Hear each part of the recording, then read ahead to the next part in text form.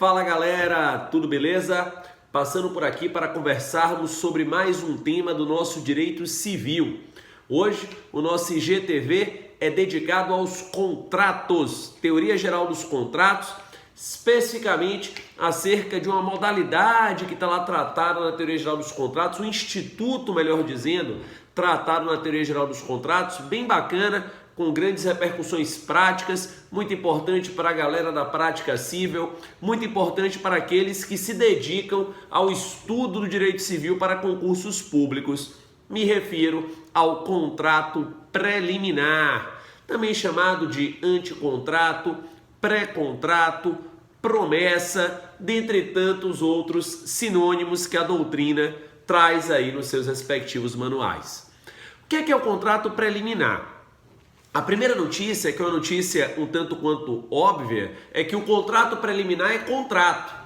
É contrato perfeito e acabado, via de consequência, exigível, tá? Eu digo isso porque muita gente costuma confundir o contrato preliminar com uma das fases de formação do contrato, que são as tratativas ou negociações preliminares.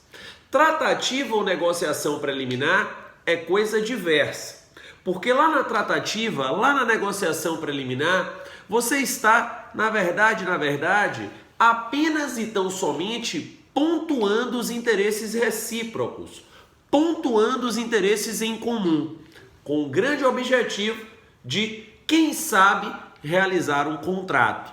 E não é isso que acontece no contrato preliminar. O contrato preliminar já é contrato perfeito e acabado. O contrato preliminar, ele passa pela formação do contrato, ele já teve a sua tratativa, já foram estabelecidos os interesses em comum. Então houve uma proposta e houve uma aceitação e as partes formaram ali um contrato preliminar.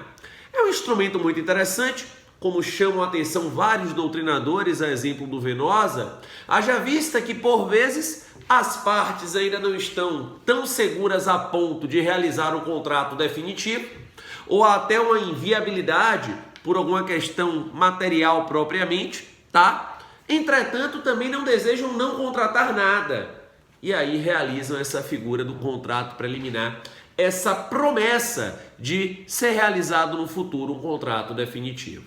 Via de consequência, o instrumento do contrato preliminar ele nos trará como obrigação principal a obrigação de fazer um contrato definitivo.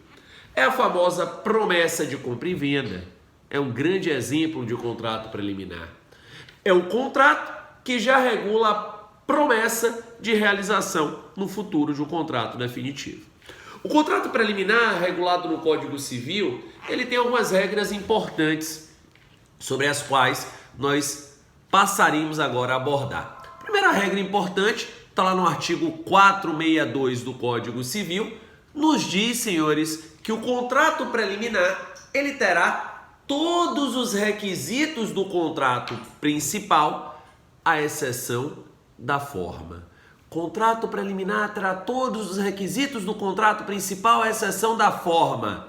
Leia-se. O contrato preliminar, invariavelmente, ele terá forma livre.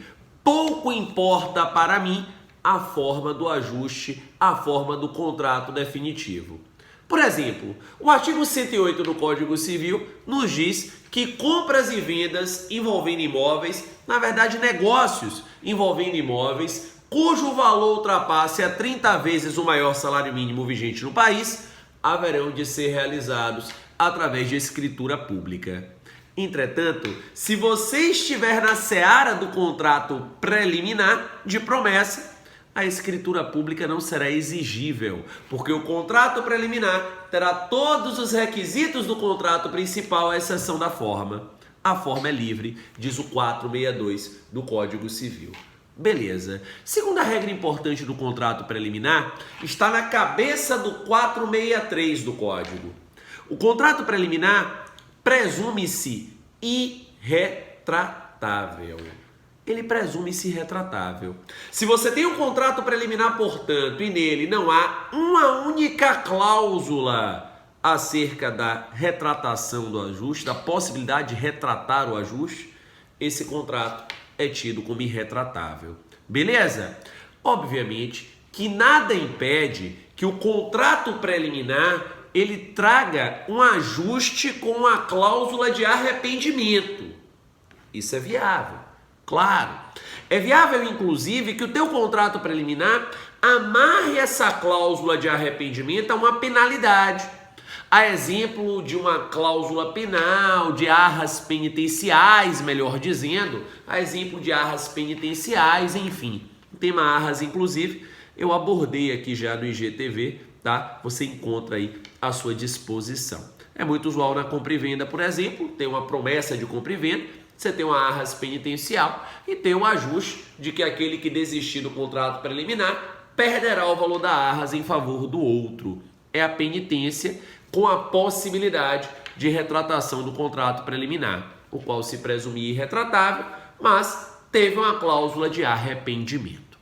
Terceira regra importante do contrato preliminar está no parágrafo único do 463. O contrato preliminar deverá ser levado ao registro competente. Deverá, não é poderá. É o que diz a redação do 463. A leitura do parágrafo único do 463 nos faz crer, portanto, que o registro no contrato preliminar é uma obrigação e não uma faculdade. E aí a doutrina passou a debater qual seria a consequência da ausência deste registro do contrato preliminar. E a doutrina, bem como a jurisprudência, diante da percepção de que muitas pessoas não levam contratos preliminares a registros, acabou por concluir que a ausência do registro apenas e tão somente impedirá uma eficácia erga omnes do contrato preliminar. Leia-se, aquele contrato continuará sendo eficaz e válido inter partes. Já em relação a terceiros, ele terá apenas validade, mas não terá eficácia. Está lá no enunciado número 30 do Conselho da Justiça Federal. Atenção redobrada merece a figura preliminar da promessa de compra e venda, tá? Afinal de contas, o artigo 1225 do Código Civil, ao tratar dos direitos reais, eleva o direito do promitente comprador na promessa de compra e venda de imóveis não loteados à categoria de direito real.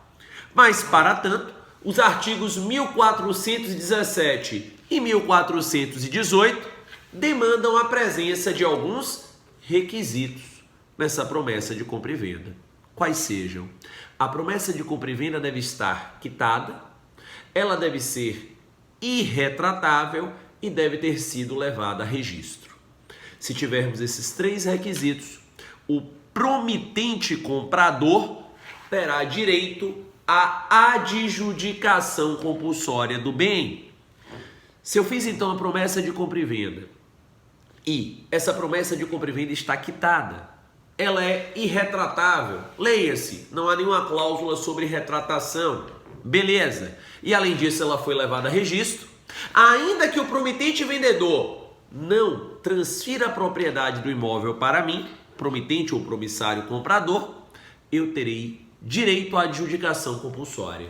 Eu posso ajuizar uma ação e pedir uma tutela específica para que o juiz determine a transferência deste imóvel para mim. O STJ, súmula 239 do STJ, nos informa que, ainda que não haja o registro desta promessa de compra e venda, com base na função social da posse, ainda assim será possível a adjudicação compulsória.